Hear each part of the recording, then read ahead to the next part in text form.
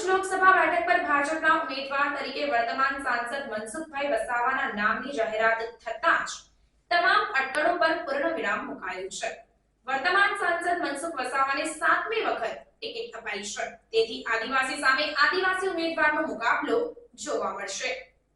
ભરૂચ લોકસભા બેઠક પર ભાજપના ઉમેદવાર તરીકે વર્તમાન સાંસદ મનસુખભાઈ વસાવાના નામની જાહેરાત થતાં જ તમામ અટકળો પર પૂર્ણવિરામ મુકાયું છે। વર્તમાન સાંસદ મનસુખ વસાવાને 7મી વખત ટિકિટ અપાઈ છે, તેથી આદિવાસી સામે આદિવાસી ઉમેદવારનો મુકાબલો થશે। ઇન્ડિયા ગઠબંધને આ ભરૂચ બેઠક પર દેડિયાપાડાના ધારાસભ્ય ચૈતર વસાવાને ઉમેદવાર બનાવ્યા છે, જેના પગલે આ બેઠક પર પ્રથમ વખત કોંગ્રેસનો પોતાનો ઉમેદવાર નથી।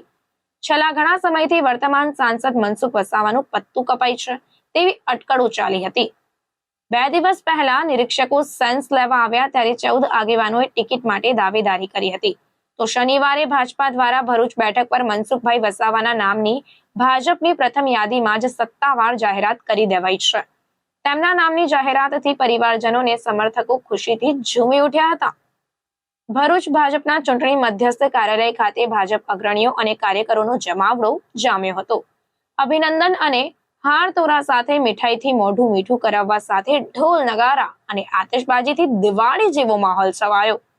મનસુખભાઈ વસાવાએ વડાપ્રધાન મોદી સહિત મોવડી મંડળનો પણ આભાર વ્યક્ત કરવા સાથે 5 લાખથી વિજય થવાનો વિશ્વાસ પણ વ્યક્ત કર્યો હતો।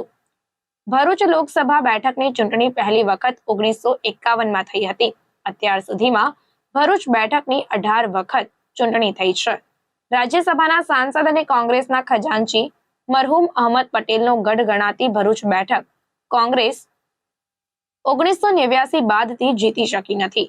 ભરૂચ બેઠક ભાજપ 10, કોંગ્રેસ 8 વખત જીત્યું છે।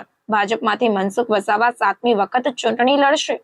લોકસભા બેઠકમાં આવતી 7 વિધાનસભામાં 6માં ભાજપ અને 1 પર આપનો કબજો છે। મને 7મી વખત ઉમેદવાર જાહેર કરે છે। મારામાં જે જબરજસ્ત મોટો વિશ્વાસ મૂક્યો છે એ માટે ભારતીય જનતા પાર્ટી શીર્ષ નેતૃત્વ આદરણીય નરેન્દ્રભાઈ મોદી સાહેબ, આદરણીય અમિત શાહ સાહેબ, આદરણીય નડ્ડાજી અને સમગ્ર કેન્દ્રીય ટીમ અને ગુજરાત પ્રદેશના અધ્યક્ષ આદરણીય CR પાટીલ સાહેબ, સંગઠન મહામંત્રી રત્નાકરજી, પ્રદેશની સમગ્ર ટીમ અને તેમાં ખાસ કરીને મારું જિલ્લા સંગઠન અને જિલ્લાના મારા ધારાસભ્યશ્રીઓ, તાલુકાના સંગઠનો, નાનાથી તમામ કાર્યકર્તાએ મારામાં જે વિશ્વાસ મૂક્યો છે અને 7મી વખત મને ઉમેદવારી કરાવી છે એના માટે બધાનો હું ખૂબ ખૂબ આભાર માનું છું। અને એમાં ખાસ કરીને નરેન્દ્રભાઈ મોદી સાહેબે મારામાં જે જબરજસ્ત મોટો વિશ્વાસ મૂક્યો છે અને મારામાં જે વિશ્વાસ છે આદરણીય અમિત શાહ સાહેબ કે CR પાટીલ સાહેબ, એ વિશ્વાસને હંમેશા માટે ટકાઈ રાખીશ અને કાર્યકર્તા મારી પાસે જે પ્રકારે અપેક્ષા રાખે છે, જિલ્લા સંગઠન મારી પાસે અપેક્ષા રાખે છે, એ મુજબ જિલ્લાના સંગઠનને વધુ મજબૂત બનાવવામાં પૂરો સહયોગ રહેશે અને પ્રજાજનોના કામો કરવા માટે રાજ્ય સરકારની યોજના હશે કે ભારત સરકારની યોજના હશે એ જન જન સુધી પહોંચે અને નરેન્દ્રભાઈ મોદી જે વિશ્વાસ સાથે દેશને એક સમૃદ્ધ ભારત બનાવવા માટે આગળ વધી રહ્યા છે અને એક સમૃદ્ધ રાષ્ટ્ર બનાવવા માટે, ભારતને એક મહાસત્તા બનાવવા માટે તે અથાગ પ્રયત્નો કરી રહ્યા છે, એમાં મારો પૂરેપૂરો તેમને સહયોગ રહેશે।